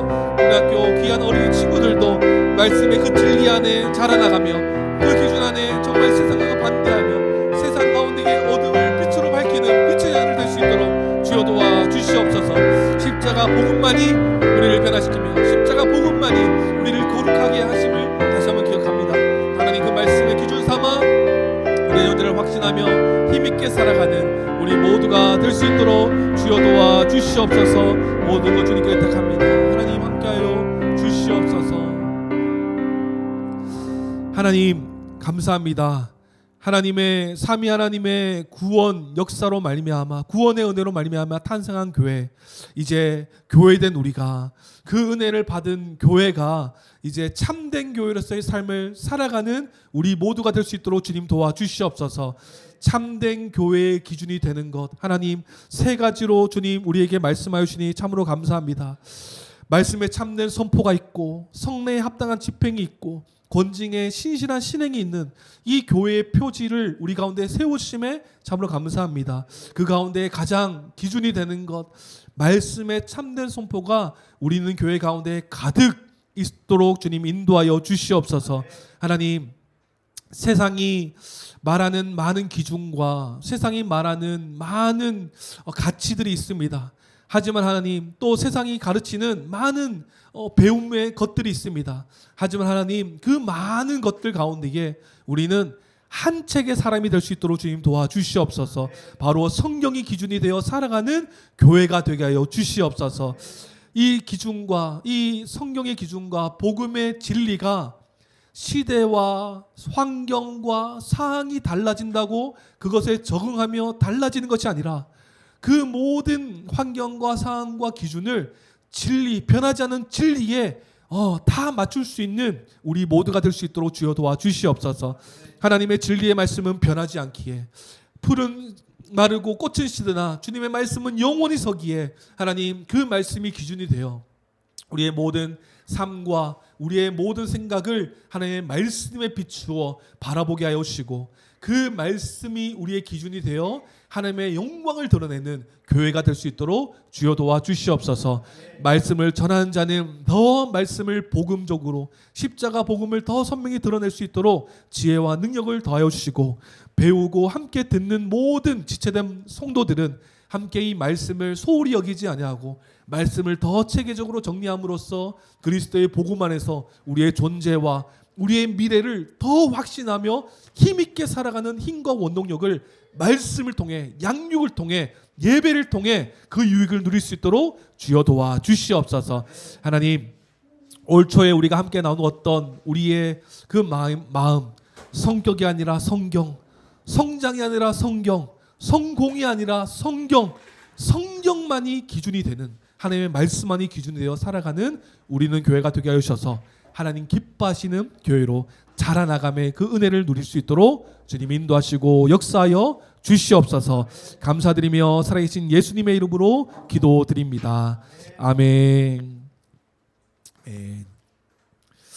교회 소식 전하겠습니다. 우리 오늘 식사 교제 후에 우리 2주 만에 하는 거죠. 우리 GBS를 함께 진행하도록 하겠습니다. 우리 이번 주와 다음 주 우리 2주 동안 우리 DBS 본문을 4장 1절에서 11절 말씀 우리 2주 동안 할 건데, 왜 그러냐면 교육자 동정으로 바로 넘어가면 제가 다음 주에 오후 예배 영천제일교회 청년부 헌신예배 설교를 가게 되었어요. 그래서 아마 예배 끝나고 식사하고 바로 가야 될 것 같아서 다음 주 GBS는 쉬고, 그래서 2주 동안 우리가 이 DBS 이 본문을 가지고 2주 동안 함께 연구하도록 하겠습니다. 네, 우리 성도님들 문자를 다 받으셨겠지만 우리 여름 말씀 순회가 지금 준비되고 있습니다. 그래서 우리는 교회는 1차를 생각하고 있어요. 7월 30일부터 8월 2일까지 천안 상록 리조트에서 3박 4일 동안 진행되는데 회비가 조금 비싸죠. 그래서 이거에 대해서 한번 교회 안에서도 한번 그 생각을 한번 해보고 의견을 한번 나눴으면 좋겠습니다. 그래서 6월 2일 월요일부터 저녁 8시부터 이렇게 등록이 시작되니까 우리가 이 시간을 우리 모든 성도들을 맞추려면 함께 막 뛰어 들어가야 됩니다. 이 뭐죠 이거요? 광클릭입니까? 네, 이거 해야 돼요. 그래서 우리가 함께 하겠으면 좋겠고, 그리고 저희가 이제 말씀 순회가 끝나면 토요일에 끝나거든요. 그런데 우리가 토요일, 일요일 1박 2일을 우리는 교회 자체 순회 1박 2일을 더 할 계획을 가지고 있습니다. 그래서 우리로서는 4박 5일이 되는 거죠. 이 주간이. 와우. 너무나 좋은 시간이겠네요. 4박 5일 동안 우리가 천안 상록 리조트에서 함께 순회를 보낼 건데, 요 시간도 우리가 함께 생각해서 잘 우리가 준비했으면 좋겠습니다. 네, 오늘은 어버이 주일입니다. 우리 하나님께서 허락하신 그 가정 귀하게 여기고 우리 부모님께 감사하는 그 시간을 또 함께 가지고요.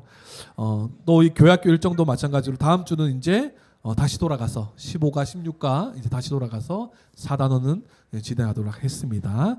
네, 광고 이상이고요. 우리 함께 다 자리에 일어나셔서 우리 준비하신 예물 하나님께 드리겠습니다.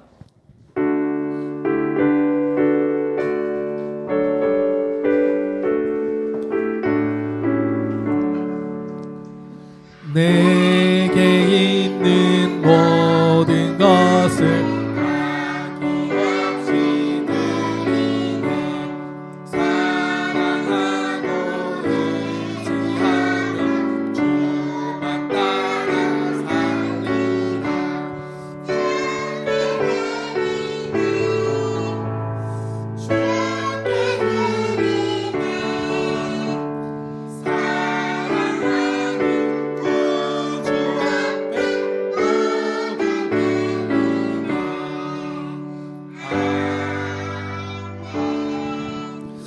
하나님 감사합니다. 오늘도 우리에게 큰 은혜를 허락하여 주셔서 교회로 나올 때에 빈손으로 나오지 않고 하나님께 마땅히 드려야 할 헌금을 준비하게 하시고 또 기쁨과 감사의 마음으로 주님께 드리게 하심을 참으로 감사합니다.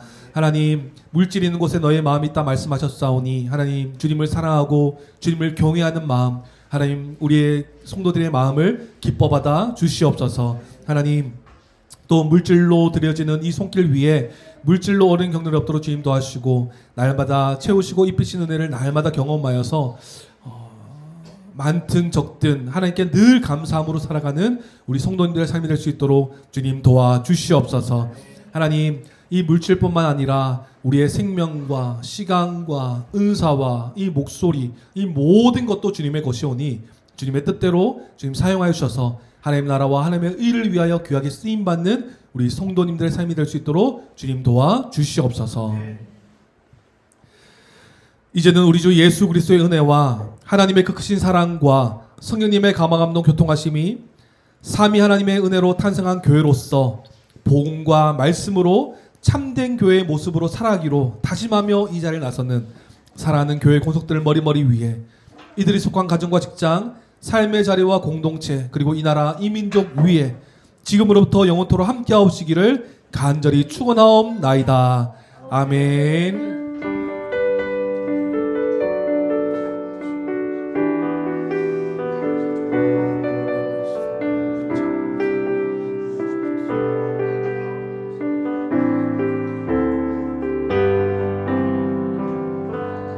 아멘. 우리 박수로 함께 영광 돌리겠습니다.